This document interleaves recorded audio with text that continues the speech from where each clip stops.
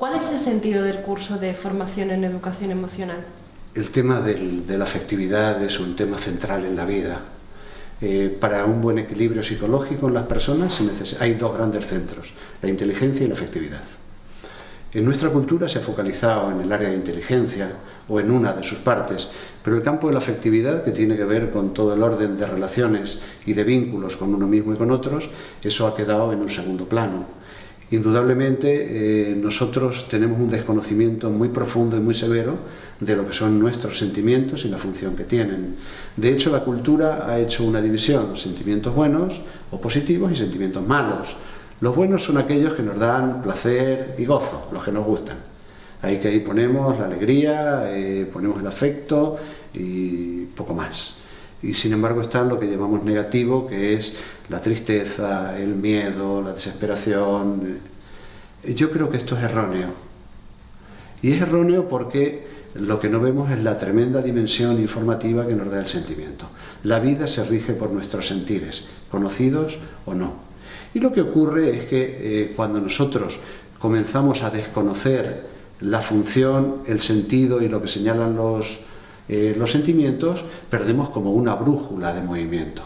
Si mi relación está funcionando mal, la gente dice no podemos seguir, hemos de dejarlo. Cuando yo digo si está funcionando mal, ¿qué quiere decir? Que hay tristeza, que hay rabia, que hay desolación, ¿qué es lo que hay? Entonces hemos de cuestionarnos cómo llegamos a ello, porque el sentimiento lo único que señala es cómo nos van las cosas, como si fuera un balance de situación de una empresa. Entonces observamos que nuestro nivel emocional tiende a ser más bien bajo, conocemos pocos sentimientos y la función o intensidad que tiene, y algo que es central es tomar conciencia desde el embotamiento a la claridad, la función y el sentido de cada sentimiento para poder ir actuando en la vida. A mí me parece que es el de los cursos que he hecho uno de los que más me emociona, porque cada vez que voy viendo los matices, emociones primarias, emociones secundarias, emociones sociales, emociones superiores, emociones adaptadas, hay tal nivel que es absolutamente fascinante. Muchas personas dicen quiero ser feliz, pero lo que no nos damos cuenta es que nosotros hemos inhibido una serie de relaciones y de vínculos, también de emociones, que son las que nos llevan a la felicidad. Y no hablo, por ejemplo, de las emociones espirituales, como la esperanza, como la confianza, como la creatividad, que estos son niveles que nos darían toda esta parte que nos es significativa. Así que a mí me parece central y hermoso, porque además la belleza del sentimiento y la belleza del conocerlo y cómo somos afectados interiormente, cómo puedo acercarme a ti, cómo puedo acercarme a una persona a la que no conozco. Si tengo una resonancia emocional, todo es mucho más fácil. Si es de conflicto, puedo sanarla. Si es de cercanía, puedo cumplimentarla. Es decir, la emoción nos habla de la relación conmigo mismo, de la relación con los otros, de qué es lo que es necesario. Entonces es una cuestión central y me parece que absolutamente maravillosa.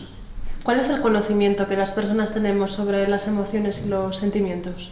Realmente creo que debería mejorarse mucho. Favorecería mucho la relación, la comprensión y el entendimiento. A poco que uno observe, uno repite las mismas emociones sistemáticamente que ha aprendido en su seno familiar. Si son sanas, repite sanitud, pero si es conflicto es lo que va a estar repitiendo, porque nosotros hacemos un aprendizaje emocional en el seno de la familia.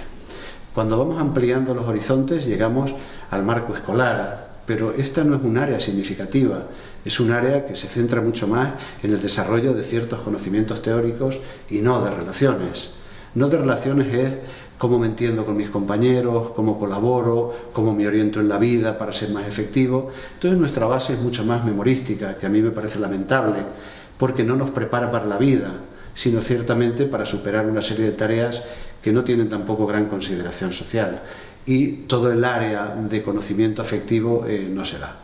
A partir de aquí, cualquier investigador habla de que estamos viviendo las mismas emociones que hace 40 millones de años. O sea, no ha cambiado significativamente. ¿Qué es lo que ocurre con todo esto? Lo primero es que desconocemos la relación que hay entre nuestras emociones y nuestra salud. porque la incidencia de la salud emocional es muy poderosa en nuestra salud. De hecho, hay una serie de emociones que es lo que llamamos destructivas: el resentimiento, el odio, el estrés. Si esto es intenso, nos afecta directamente sobre el sistema inmunológico. Si es intenso. Si es leve, no ocurre absolutamente nada, porque el organismo tiene buenos niveles de preparación. Después hay otra serie de emociones, como la alegría, como la confianza, que aunque se vivan, no tienen tal incidencia, pero sí favorecen el hecho de vivir. Ahora, ¿cómo establecemos las relaciones? Es muy interesante porque hace unos días vi en una revista se quiere encontrar una píldora para que no haya rupturas afectivas. A mí esto me parece chocante. O sea, en lugar de aprender a entendernos, ¿qué quiere decir? Que en una relación no podemos pensar que todo ha de ser bonito. Nosotros, cada vez que tenemos una pérdida, aparece un sentimiento, que es el miedo, que es un sentimiento protector y cuidador para la vida. Otro sentimiento sentido es la tristeza. Si pierdo a una persona querida, si pierdo un puesto de trabajo, si un compañero se marcha, si tengo una decepción, es obvio que yo he trazado un vínculo con esto. Si lo pierdo, voy a tener dolor. Ese dolor no es negativo, es un proceso curativo y necesita un tiempo de curación y de conciencia y de reubicación de la vida. Lo que es decir, la vida, podríamos decir que al estar aquí nos dice como si tuviéramos que pintar un cuadro. Y en ese cuadro todo no puede ser color rosa o color violeta, sino que la vida nos pone en muchas situaciones para que tengamos colores diversos y que tenga contrastes diversos. Por ejemplo, la gente algunas veces me dice: yo quiero vivir mucho más la alegría. Así que mi pregunta es inmediata: háblame de tus pesares y de tu tristeza. ¿Y por qué? Me dice. Es fácil, porque la tristeza y la alegría están en la misma totalidad. Si entra una, puede llegar a la otra. Pero es que la tristeza también me está hablando de vínculos, del amor, del vínculo perdido, me lo señala y me señala la intensidad.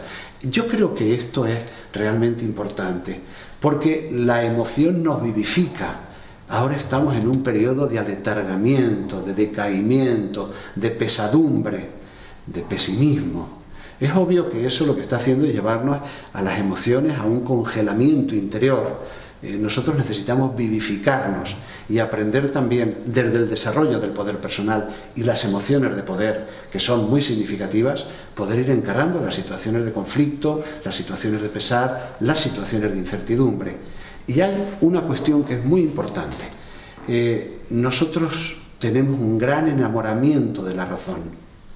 En las situaciones de incertidumbre, en las situaciones nuevas, la emocionalidad de nuestro hemisferio derecho es el que realmente es capaz de afrontar esas situaciones de incertidumbre y de desconocimiento.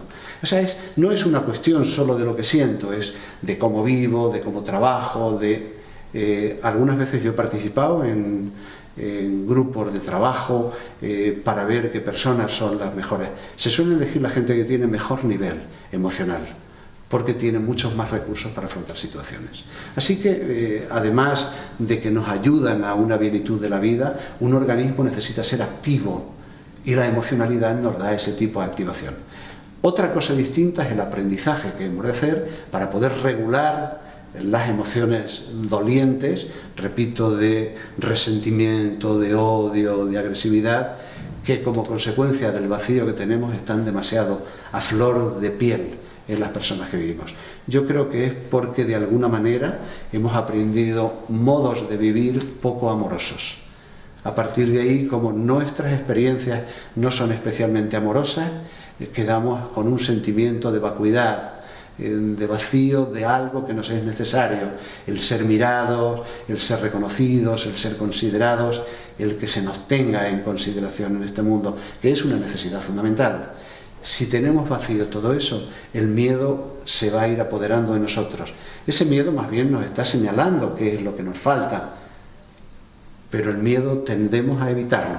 Así que esto se va, digamos, haciendo como un gran puzzle, porque los sentimientos y las emociones funcionan en red, como si fuera un racimo, actúan varias al mismo tiempo. Su conocimiento es muy posibilitador para la vida y desde luego nos da las respuestas que ahora nos faltan.